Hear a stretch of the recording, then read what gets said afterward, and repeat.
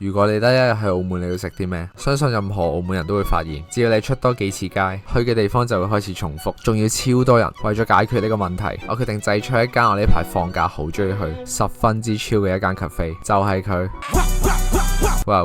佢喺金峰南岸同埋官也街都有鋪頭。今日呢間係金峰南岸，佢嘅環境夠大夠舒服，仲要寵物友善，最啱帶啲豬朋狗友嚟食。首先登場係呢個西多士，整啲糖漿先。佢嘅多士好重奶同埋蛋香，角落頭有啲酥皮嘅感覺，食落去係外脆內軟。聽講佢多士嘅麵團係冇落過水，所以淨係得香味嚟轟炸你嘅味蕾。跟住嗌咗個 all day breakfast，彌補下我大學冇早起過食早餐嘅遺憾。試下個菇先，雖然我影唔到，但係佢真係好多汁。識食一定係炒蛋同多士一齊食。有冇人覺得佢好似麥當勞嗰隻嘢？最後整個大蝦意粉，佢喺茄汁底上面加咗少少辣嘅感覺，食落去係好野味。我個 friend 嗌咗呢個唔知咩煲，個底係雜果沙冰，食落去都幾得意。不過呢個 page 唔會有太多健康嘢，所以我哋同佢講拜拜。整體嚟講，呢間嘢嘅食物質素都幾唔錯，室內室外嘅環境都幾好。個 size 喺澳門嘅 cafe 嚟講應該都算幾大。最啱冇嘢做嘅時候過嚟飲杯咖啡，食個小甜品，又是寫意的一天。拜拜。